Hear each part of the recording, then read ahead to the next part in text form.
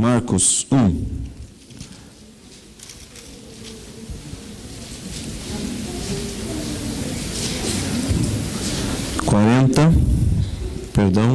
Dos versos 40 até o 42.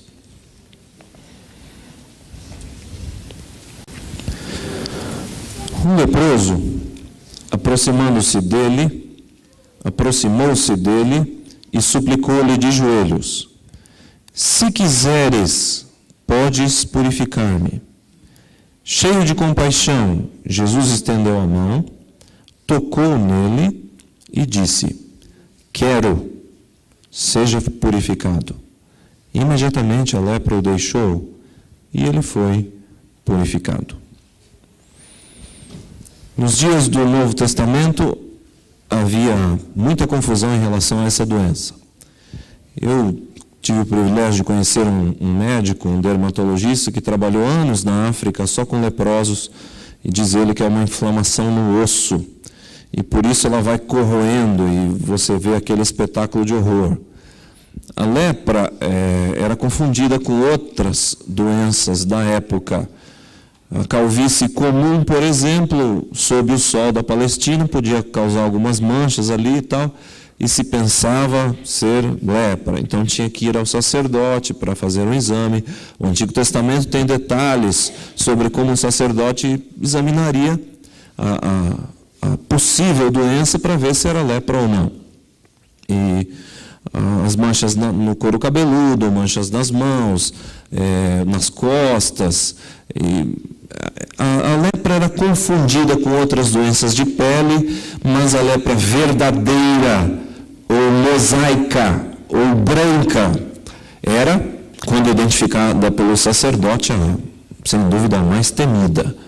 Era uma doença que, na verdade, não era nem considerada doença, era considerada castigo de Deus.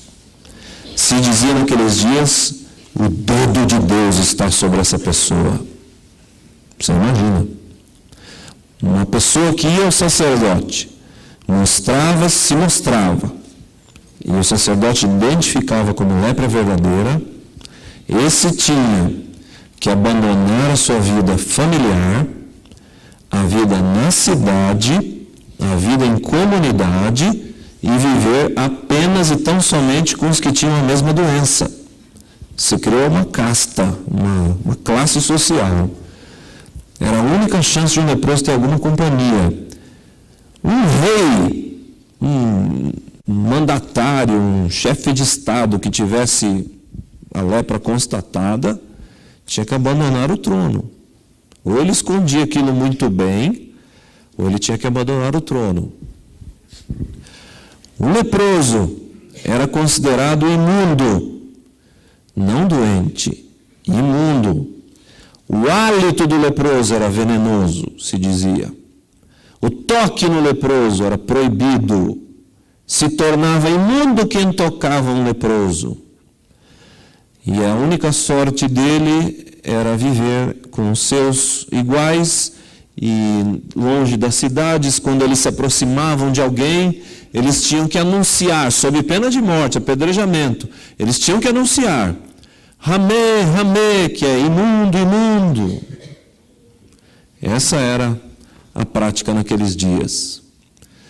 Essas pessoas, eles não tinham, a partir do momento da descoberta da doença, nenhum contato com o ser humano. Agora você se imagina sem poder dar um abraço no seu filho, sem poder ter nenhum contato físico com ninguém que você ama, sem poder sequer conversar com alguém de perto, já que o seu hálito é venenoso.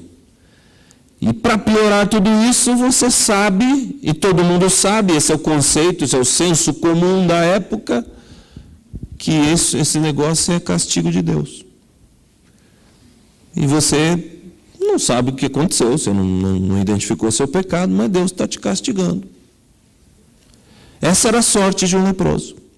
Nos dias de Jesus, segundo os estudiosos, a arqueologia, etc. e tal, havia muita gente nessas condições. Muita gente. E quando Jesus surgiu e começou a pregar, e o seu ministério começou a sua pessoa começou a ficar famosa por aí, os leprosos começaram a ter alguma esperança. Mas dentre esses, o homem dessa história, teve algo além da esperança, acima da esperança, que a gente chama de fé. Fé, segundo Hebreus capítulo 1, verso 1 em diante, diz que fé é a certeza de coisas que se não veem. É a certeza absoluta de uma recompensa futura, embora você ainda não a tenha.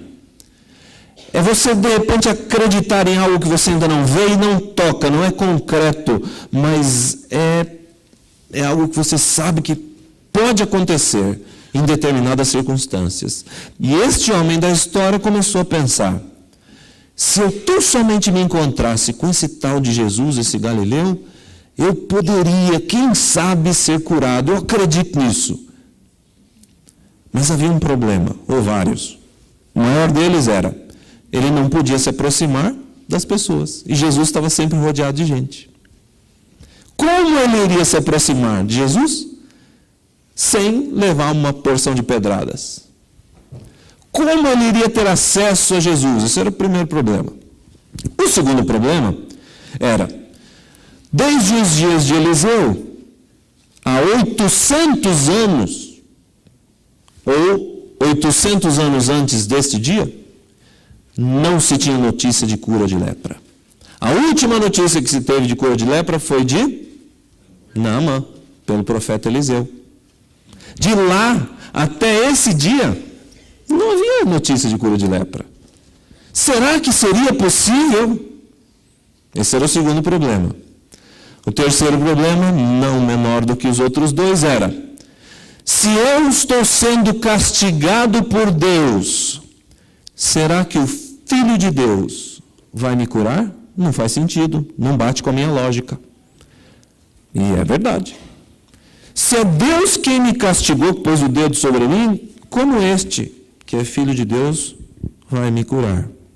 Será que ele teria alguma razão para fazer isso? É interessante que essas três situações se repetem hoje, não é? Aquele homem, às vezes, por causa de outras pessoas, ele não tinha coragem, sequer condições de se aproximar de Jesus. Ele não sabia porque não havia registros de milagres, do milagre que ele precisava. Não sabia se isso seria possível e muito menos se Deus o faria, já que Deus era o responsável pela sua doença. Mas, ao que parece, ele andando pelas ruas e alamedas ali, por fora da cidade, pelos caminhos e valados, uma hora, ele deve ter visto Jesus de longe. Isso não está claro na história bíblica, mas é a possibilidade que existe. Ele viu Jesus de longe. Ele viu, talvez, as pessoas em volta de Jesus. Quem sabe ele tenha visto Jesus pegando uma criança no colo, como foi feito aqui agora há pouco. Quem sabe ele tenha visto gente que se aproximou e foi curado. Quem sabe ele tenha ouvido falar que Jesus haveria dito: quem vem a mim, de modo nenhum lançarei fora. Quem sabe naquele momento, quando ele viu tudo aquilo, ele não pensou: essa é minha chance, eu não vou desperdiçar. Havia pressão do grupo, assim como talvez haja pressão do grupo sobre você. Talvez seja a sua família, gente da sua família, que não quer que você se misture com esses crentes esquisitos que vão lá dar dinheiro para o pastor. Talvez seja gente do seu trabalho, o seu chefe, que acha estranho você ter que descansar no 7º dia. Que bobagem é essa? Talvez, sei lá, seja alguém que você conhece, um grande amigo, e você não quer parecer ridículo, você não quer parecer esquisitão, fora de moda. A pressão do grupo não é simples de se lidar. Talvez seja na escola. E eu lembro que eu conheci uma moça adventista que sempre matava alguém da família quando tinha que faltar na sexta-feira. Ela sempre arranjava um funeral para ir. Até que uma tia dela morreu 2 vezes e alguém descobriu. Tem gente que não quer enfrentar a pressão do grupo. É complicado. Não é fácil ser diferente, ser estranho, ser leproso. Não é fácil, mas aquele homem decidiu enfrentar a pressão do grupo. Eu não sei como vão me olhar, eu não sei o que vão dizer, eu não sei se vão jogar pedras em mim, mas eu preciso falar com Jesus. Na mente daquele homem, Jesus era a sua única esperança. E eu digo sem medo de errar, a sua única esperança é Jesus. E a minha também, é lógico, né? Não há outra maneira de a gente ter vida eterna. E a vida aqui passa muito rápido. Eu costumo dizer que se a gente vive aí em média uns 80, 90 anos, eu já vivi metade e foi a melhor metade. Daqui para frente, como diz um ancião nosso aqui, é só canseiro e enfado. É muito rápido. E a meninada não compreende muito bem isso, porque quando a gente é jovem, a gente acha que a vida não vai acabar nunca. Quando a gente é moço, a gente acha que tudo vai ser eterno. Há uma coisa que o Issam Mitiba, aquele japonesinho educador que escreveu Quem Ama Educa, aquele sujeito diz o seguinte: existe algo nos jovens chamado onipotência juvenil. Ele acha que nunca vai acontecer nada com ele, por isso ele pega o carro do pai e vai fazer o racha. Ele não acredita que ele vai sofrer um acidente. Por isso ele bebe e vai dirigir. Por isso ele se atreve a experimentar a droga. Por isso ele acha que se ele der só um gole, ou só uma pitada, ou só isso, ou só aquilo, ou só uma noite com alguém, nada de ruim vai acontecer, porque eu sou jovem, eu sou todo poderoso. Essa onipotência juvenil não deixa, às vezes, os mais jovens perceberem que a única esperança é Jesus. E às vezes a gente, que é mais velho, cai nessa armadilha. Tenta achar para o desconforto da vida alguns paliativos. Tem gente que procura no sexo alguma coisa para se livrar da chateação da semana. Uma vez eu fiz um estágio na LBA, Legião Brasileira de Assistência. Eu era menino. E ali havia uma das senhoras que trabalhavam ali, que comandavam o setor, dizia assim, em voz aberta: sexta-feira está chegando, é o Dia Internacional do Adultério. No fim da semana, para ela, no seu conceito, era o dia de se livrar das incomodações da semana e fazer algo diferente. Eu fiquei olhando essa família aqui, apresentando o bebê, gente moça, gente bonita, e fiquei pensando, a vida passa rápido, né? Daqui a pouco o Miguel vai estar dando trabalho por aí, pedindo o carro do pai emprestado, e a gente não sabe onde o tempo foi parar. Mas tem gente que, quando começa a envelhecer e percebe que a vida é assim, que a realidade é assim, procura no sexo. Procura no álcool. Não sei se não percebe que quando o efeito passa, a vida ainda está igual. Tem gente que procura em outras coisas algo que alivia a alma. Mas você sabe, o pecado, assim como a lepra, ele é tão venenoso que às vezes a gente não percebe que essas coisas não estão trazendo a felicidade que a gente gostaria. Você sabe que o leproso, quando ele começava a ter a doença, às vezes ele não percebia, porque se, por exemplo, as manchas começassem nas costas, ele mesmo não via. E como é indolor, como a sensibilidade se vai, ele simplesmente não sabe que a doença está lá. Alguém tem que ver e avisar. Muitas vezes há registros de que leprosos passavam uma vida inteira doentes, miseráveis, fedorentos, apodrecidos, sem se incomodar, porque não imaginavam que aquilo estava acontecendo. Uma vida, boa parte da vida doente, sem saber. Às vezes o pecador passa boa parte da sua vida na miséria, na lama, no lixo, e não faz ideia de que há algo melhor, que a sua única esperança é Jesus. Às vezes o pecado não incomoda tanto. E a gente até faz questão que não incomode. Sabe, pecado é que nem mau hálito. Todo mundo percebe, mas ninguém te fala. Ninguém te fala. Só quem é muito seu amigo vai te falar. Infelizmente, a lepra levou aquele homem a essa vida, mas de repente, quando ele viu que a sua esperança era Jesus, ele disse: agora eu vou apostar tudo. E diz a história que esse leproso se aproximou de Jesus. Eu fico imaginando a cena. Se Jesus estava sempre rodeado de gente, imagina aquele espetáculo, né? Dizem que o leproso tinha cara de leão, porque o nariz, as extremidades vão se decompondo. Então o sujeito ficava sem nariz, sem orelha, e aquilo às vezes criava uma espécie de cara de leão, e as pessoas diziam de alguns leprosos que eles tinham cara de leão. Eu fico imaginando aquele sujeito, aquele espetáculo de horror se aproximando de Jesus e as pessoas em volta, sei lá, se alguns pegaram em pedras, se outros se afastaram, se outros correram.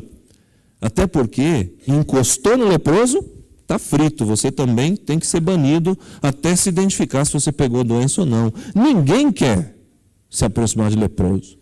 Eu fico imaginando a cena, aquele homem chegando, se aproximando, aquele tumulto, e os discípulos dizendo, se os discípulos disseram para Jesus: não atende essas crianças aí, dá muito trabalho. Lembra daquele episódio em que ele disse: não, deixai vir as minhas criancinhas? Lembra daquilo? Imagina se as criancinhas chegaram, os discípulos acharam que criança ia incomodar Jesus, imagina um leproso. O que os discípulos não devem ter dito? A gente não tem o registro, mas eu começo a imaginar. Discípulo pegando em pau, em pedra, e dizendo: mestre, vamos sair daqui, esse homem vai te contaminar. Mas sabe, o único que não se contaminaria pelo pecado, calmamente esperou aquele espetáculo de horror se aproximar, e ele se atira aos pés de Jesus e diz: se queres, na versão revista e atualizada, se queres, podes purificar-me. Ele sabia que Jesus podia. O que ele não sabia era se Jesus queria. Porque se é Deus que está me castigando, será que Ele quer me curar? Olha como o conceito que a gente tem de Deus faz diferença na hora que a gente se aproxima dEle. Como você vê a Deus?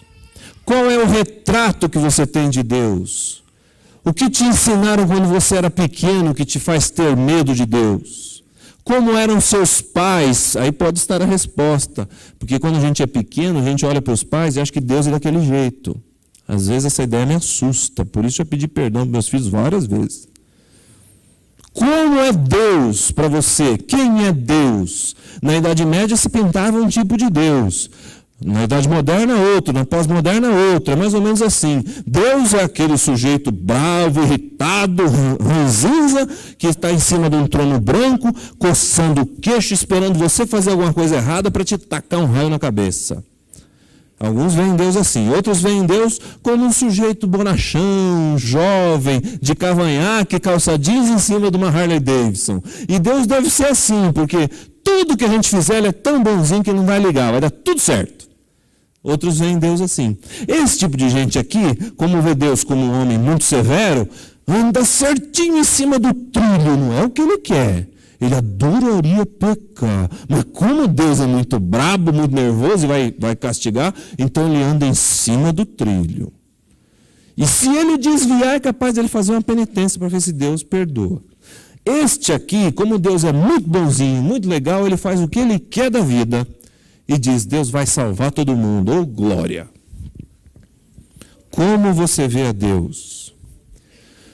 O retrato que eu tenho de mim mesmo, a autoestima, ele influencia na minha maneira de me relacionar com os outros. O retrato que você tem de Deus definitivamente te influencia na maneira de você se relacionar com Ele e com a sua palavra. Aquele homem se ajoelhou e disse: se queres, podes purificar-me. Não sei se o Senhor quer, realmente eu não tenho a certeza disso.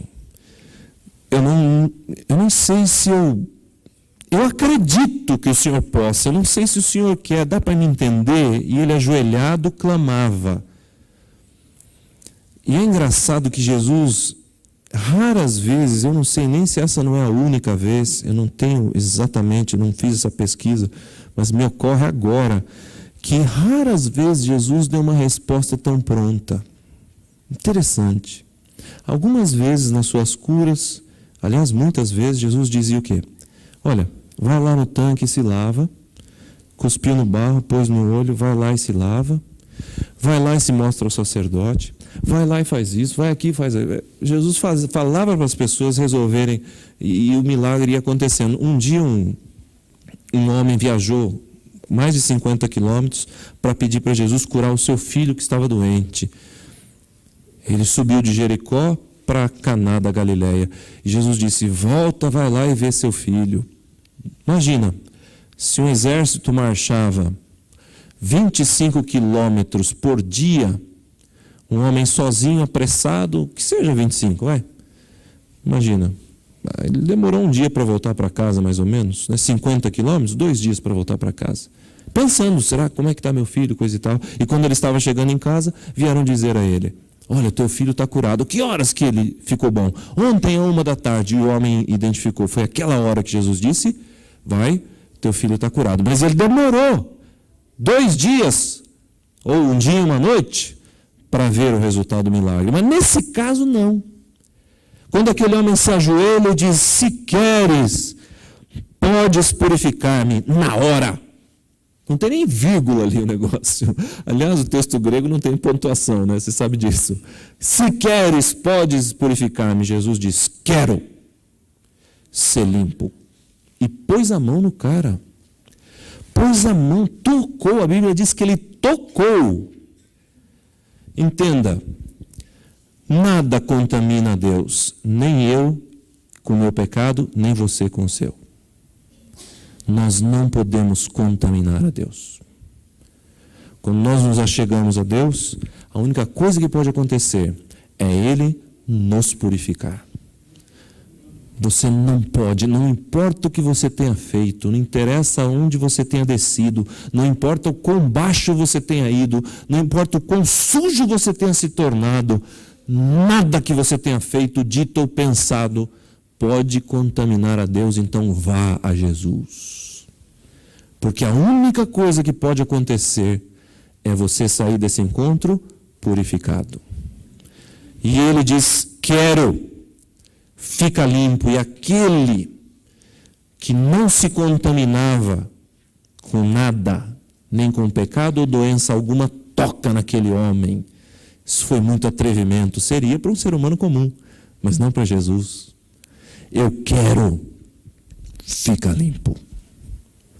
Quando eu li essa história, se você quiser ampliar um pouco isso, leia um livro chamado Desejado de Todas as Nações, da Casa Publicadora Brasileira, www.cpb.com.br. Eles te mandam pelo correio. É a biografia de Jesus mais linda que eu já vi na minha vida. E tem esse episódio lá descrito de uma maneira lindíssima. E quando Jesus toca esse homem, e os nervos são... Imagina a cena. Você já viu um leproso? Eu já vi. Eu já fui em Suzano. Existe lá, não sei se ainda existe. Quando eu era desbravador, visitamos ali uma clínica, ou não lembro o nome do negócio. Ali existia um hospital para leprosos. Havia naquela época, não sei como é hoje, fazem já muitos anos atrás eu fui lá, e havia um lugar, um departamento ali onde a gente não podia entrar. Eu acho que a coisa ali devia ser bem complicada.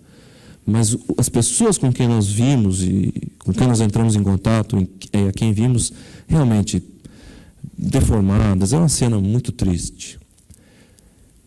E aquele que toca o leproso, dele sai vida, sai poder, e eu consigo imaginar a cena. Ao imaginar aqueles leprosos que eu vi naquela clínica, eu fico imaginando na frente das pessoas ali Você imagina isso? Você consegue pensar nos dedos crescendo? Né? Você corta o rabo do lagartixa, ele cresce de novo.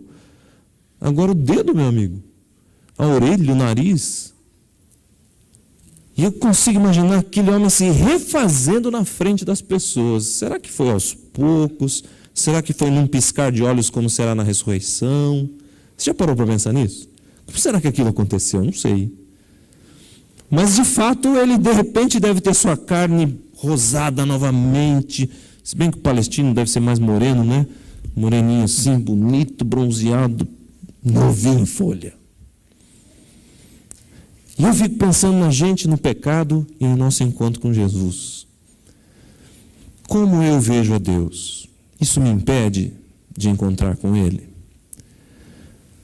As coisas que eu peço para Deus. Aquele homem foi atendido rapidamente, de pronto. Creio eu, primeiro, porque a lepra era naqueles dias símbolo do pecado. Eu acho que Jesus quis ensinar uma lição para aquelas pessoas e para nós hoje. Claro, Jesus tinha sua visão no futuro. Jesus não se restringia àquele momento. Eu tenho uma impressão muito forte de que Jesus usou aquele evento para mostrar para o ser humano daquela época e de hoje algumas coisas. Por exemplo, olha, assim como a lepra é tão imunda, tão suja, mas eu posso purificar, o seu pecado eu também posso purificar. Pode ser que você me peça coisas como carro novo, né? Tem igreja por aí que diz que se você for fiel, der um dinheirinho lá para a igreja. Tem igreja que tem até drive-thru, já viu? Você entra com o seu carro, que nem McDonald's, você entra com o seu carro, aí entrega lá o pedido de oração, paga um dinheirinho, recebe uma garantia da oração e vai para casa. Tem muita gente hoje que gostaria que fosse assim, né? Eu quero um carro novo, é só dar um dinheirinho para a igreja. Eu quero um emprego diferente, eu vou lá e faço uma penitência. Eu quero... Deus é um tipo de um caixa eletrônico. Senhor, eu vou fazer alguma coisa para o Senhor, seja lá o que for, e o Senhor me dá uma benção. E não é bênção, é benção, né? Já viu? Dá benção. Tem gente distribuindo benção por aí. Mas eu não sei não, eu tenho a impressão de que às vezes Deus, apesar do seu pedido ser até legítimo, há coisas nesse mundo que a gente gostaria, eu tenho alguns sonhos, eu não sei se todos vão se realizar, eu creio que não, mas há algumas coisas que a gente pede, gostaria, a gente vem aqui à frente, sábado após sábado, é o nosso anseio, é o nosso sonho, são coisas boas, legítimas. Nada que você possa colocar diante dos outros e alguém possa dizer, não, isso não é bom para um cristão. Não, são coisas legítimas, coisas boas. Mas eu tenho uma impressão muito forte de que às vezes Deus não nos dá tudo o que pedimos, as razões Ele que sabe, e você também não pode comprar isso dele, não. É isso que eu entendo da Bíblia. Mas tenho uma impressão muito forte de que, se você pedir para se livrar do pecado, Ele vai responder tão rápido e tão prontamente quanto Ele fez com esse homem. Quero! Fica limpo. Porque uma coisa eu tenho certeza, se Deus não gosta de alguma coisa, esta coisa se chama pecado. Se há uma coisa que tira você da presença de Deus e da vida eterna, esta coisa se chama pecado. Se há algo que pode te trazer uma infelicidade maior do que você já tem, você acha que a coisa está ruim? Se aprofunde no pecado, que você vai ver só. Um dia uma moça chegou à minha sala, lá no UNASP, e ela disse que estava apaixonada por um sujeito casado, ela solteira, bonita, ele casado, não sei se era bonito, não ouvi. Também, se visse, não ia fazer nenhuma avaliação. Mas ela disse que estava apaixonada pelo sujeito. E eles estavam em love, não sabiam o que faziam e tal. E ela queria resolver o problema dela. Eu disse, sabe o que você faz, moça? Corta o mal pela raiz. Some do mapa, não se encontra mais com esse camarada, nunca mais. Vai doer agora, porque eu já me apaixonei. E a maior delícia do mundo é a gente estar apaixonado, não é? Oh, coisa boa, como é bom ser apaixonado e ser correspondido. Quando a gente está correspondido é um inferno, né? Você sai na rua, pega o ônibus errado, assiste aula de matemática achando que é português, vai mal na prova. Está apaixonado e não ser correspondido é horrível, mas quando você está apaixonado e é correspondido é uma delícia. Você anda nas nuvens, pega o ônibus errado, assiste aula de matemática achando que é português, né?